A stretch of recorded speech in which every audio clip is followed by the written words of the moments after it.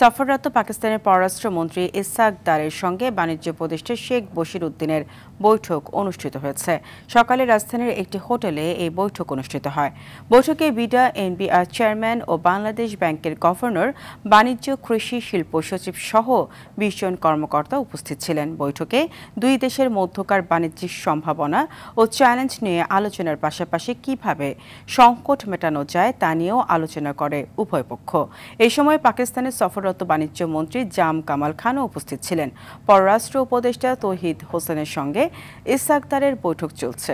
দ্বিপক্ষীয় বৈঠক শেষে বিকেল ৪টায় প্রধান উপদেষ্টা ডক্টর মোহাম্মদ ইউনূসের সঙ্গে সৌজন্য সাক্ষাৎ করবেন বলে জানা গেছে।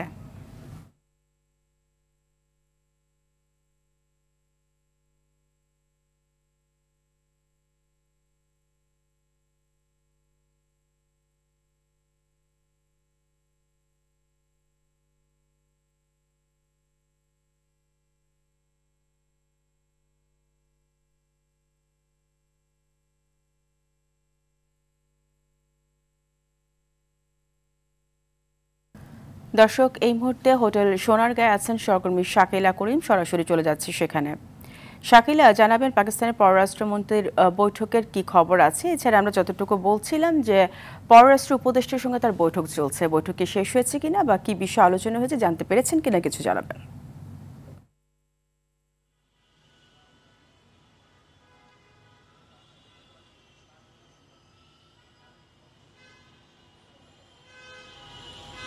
ধন্যবাদ ফারিয়া।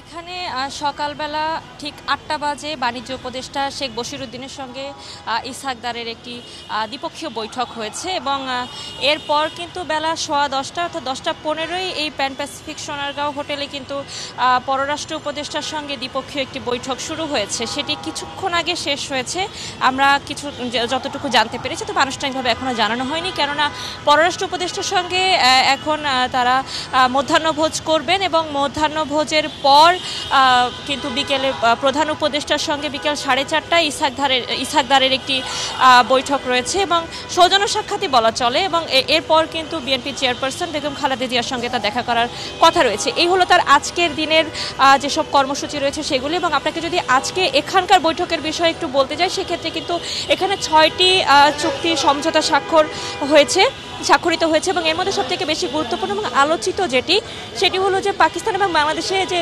ভিসা ছাড়া যে ট্রাভেল করার যে ইস্যুটি, সেটি কিন্তু সবথেকে বেশি আলোচিত রয়েছে এই সমঝোতার 6টি স্বাক্ষর। এর মধ্যে এছাড়া বাণিজ্য চুক্তি রয়েছে,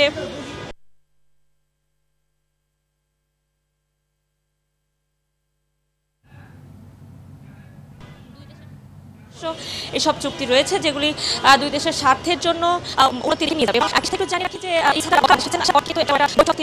এনসির সঙ্গে, জামায়াতের সঙ্গে, বিএনপির সঙ্গে কিন্তু তার বৈঠক ইতিমধ্যে হয়ে গেছে এবং আজকে আমরা যতদূর জানি যে তিনি বিএনপি চেয়ারপারসন বেগম খালেদা জিয়ার সঙ্গে বৈঠকের পরে খুব সম্ভবত আগামীকাল রাত অর্থাৎ আজকে রাত পার হয়ে যাওয়ার পর আগামীকাল রাত 2:30 থেকে 3টার মধ্যে বাংলাদেশ ত্যাগ করবেন। তো এই ছিল পাকিস্তানের পররাষ্ট্রমন্ত্রী ইসহাক দারের বাংলাদেশ সফরের সবশেষ বিষয়। শাকিলা, আপনাকে ধন্যবাদ।